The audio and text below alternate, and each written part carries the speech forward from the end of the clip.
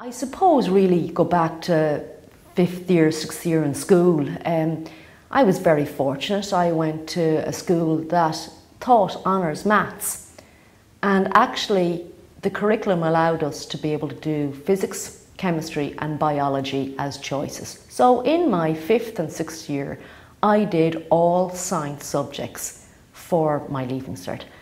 Really, that helped me choose the engineering career.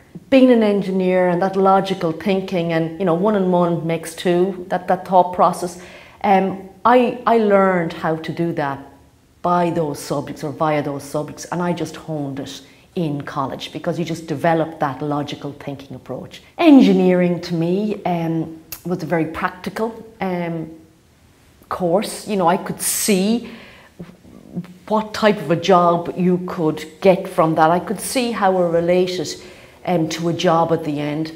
In Trinity you do a combined first couple of years, so you were able to look to see, you know, electronic, mechanical, computer, civil, you know, so you got a chance to see in that first couple of years which ones you thought would suit you best, or which one would thought you'd suit you best.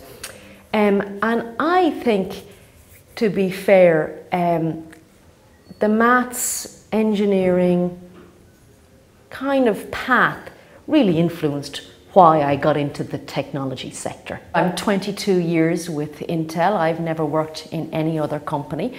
I graduated from Trinity and then I started working here as a college graduate. I would say the couple of folks that really influenced me would have been probably bosses at the time, okay? Because you interact most with them. They always instilled a confidence in me.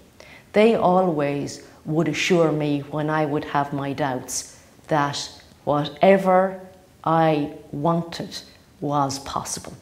And I think I admire, I suppose, when I look back now, and I work with some of these people still on a daily basis, I really admire how they were able to give me that coaching, that mentorship, that kind of confidence. I've always valued honesty, loyalty, trustworthiness.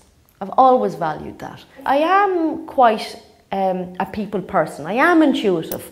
I do notice when people around me mightn't be quite okay or they're a little bit stressed, and I think picking up on that is very important when your job is to try and work with people in order to achieve the result. You know, I would do my email very first thing in the morning, and really why do I do that? Because something may have come in overnight that I need to answer, or I need to be able to get some folks to help me answer, because I don't have all the answers, but I need to take their expertise and give them a little bit of time to be able to kind of get the data together for me. So I try and do that as early as possible in the morning, so I'm not kind of putting workloads on people without them having a little bit of time to do that. The second reason I read my email is because there might be something that has come in overnight from person that works with me or around me that needs an immediate answer for them to be able to progress quickly in their job. I go into the fab then every single day. I go into what we call our TAC ops, our daily operational meeting. And in there, it's the real heartbeat of what we do here. It covers the safety, the quality, the pace, the cost of what we do here on a day-to-day basis. It's that really gives me my buzz, I suppose. I see people making the impossible possible every single day. And I sit in there, it's probably my most enjoyable hour in the week, because I see people deliver at their best. Those two things before 10 o'clock in the morning have really set up for what's important, where do I need to focus, what do I need to really focus on and get done that day.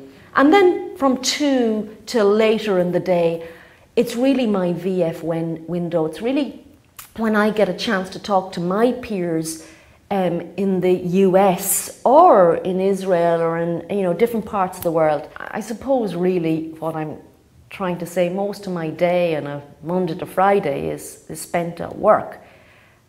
And you really have to love what you do so that those 8, 10 hours a day pass quickly and you feel you achieve something during that. I think that's really the secret, that it isn't an inconvenience to come in here. It's actually something that I want to do. It's actually something that makes me feel good, makes me feel valued on a day-to-day basis. And that's the secret. When you find that in your job, you don't separate work and the other life, because it's ingrained in your life.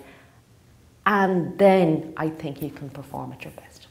Don't narrow yourself down too soon. The world is changing at an unbelievable rate. I know when I left school, most of the jobs that are available today didn't exist. I didn't even know what they might be, okay? I couldn't have, because the world is changing at such a fast pace.